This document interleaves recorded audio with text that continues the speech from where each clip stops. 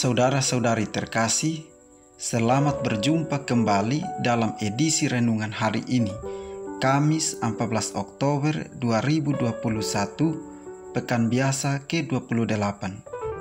Referensi renungan hari ini diambil dari surat Rasul Paulus kepada jemaat di Roma, bab 3 ayat 21 sampai dengan 30a.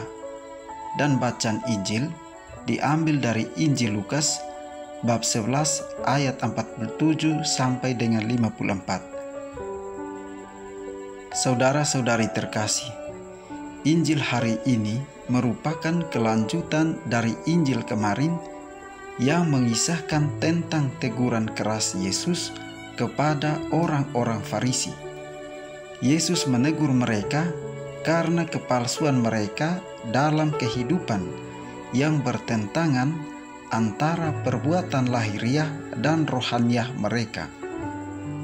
Mereka mengutamakan hal lahiriah sebagai penampilan, bagaikan membersihkan cawan dari luarnya saja, sementara bagian dalam tetap kotor.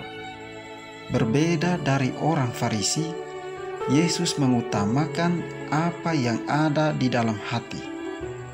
Bagi orang Farisi, manusia disucikan oleh perbuatan yang dilakukannya, sementara menurut Yesus, kesucian datang dari hati yang mewujud di dalam tindakan. Saudara-saudari terkasih, hukum Taurat memang berkaitan dengan perbuatan, tetapi tujuannya adalah mengajar bangsa Israel untuk menaatinya berdasarkan kasih kepada Allah dan kasih kepada manusia. Maka taat pada Taurat bukan semata-mata taat pada aturan, tetapi taat pada Allah. Perbuatan memang harus bersih, tetapi hati yang melahirkan perbuatan itu harus bersih juga. Dari luar, orang Farisi memang kelihatan baik, saleh, dan dipuji. Tetapi Yesus membukakan isi hati mereka yang sebenarnya, yaitu penuh rampasan dan kejahatan. Saudara-saudari terkasih, ahli-ahli Taurat dan orang-orang Farisi merupakan tokoh-tokoh penting dan menentukan dalam hidup bersama, yakni hidup bermasyarakat maupun hidup beragama. Mereka menguasai dan memahami aneka aturan dan tatanan hidup bersama, namun mereka tidak melaksanakannya. Sebaliknya, ketika umat atau masyarakat mau melaksanakannya, justru dihalang-halangi. Maka dengan keras, Yesus menegur dan mengingatkan mereka sehingga mereka berusaha menangkapnya. Bacaan-bacaan hari ini mengingatkan kita untuk senantiasa hidup dan bertindak sesuai dengan kehendak Tuhan atau penyelenggaraan ilahi.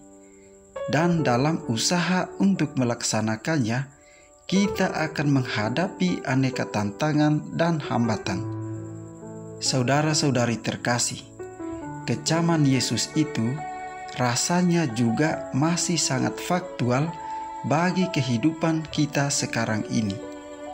Orang yang menutup diri terhadap kebenaran bisa jadi juga akan mudah menghakimi dan menghalang-halangi orang lain yang ingin benar-benar mengenal Allah dan mau mencari kebenaran.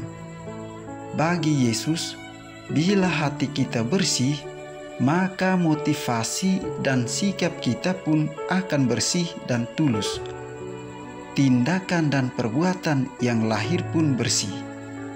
Jika kita hanya memperhatikan apa yang tampak dari luar, maka tak dapat dipungkiri bila kesombongan justru akan muncul dari hati kita, dan ini akan merugikan diri kita sendiri, terlebih juga merugikan orang-orang di sekitar kita. Saudara-saudari terkasih, kita disadarkan agar tetap terbuka terhadap sapaan Allah dan terutama siap untuk membuka kemungkinan karya Allah yang mau menyapa kita dan juga orang lain. Bagi Yesus, sikap dan tindakan hidup hendaknya didasarkan pada iman yang benar dan dapat dipertanggungjawabkan, bukan atas dasar kecemerlangan intelektualitas atau popularitas semata. Iman mendorong orang untuk berbuat kebaikan, dan dengan iman itu pula lah kita memberikan kehidupan bagi sesama, bagi lingkungan yang ada di sekitar kita.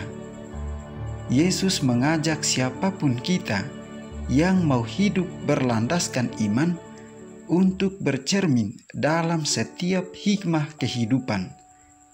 Yesus mendorong kita untuk sungguh hidup jujur, hidup benar di hadapan Tuhan dan sesama.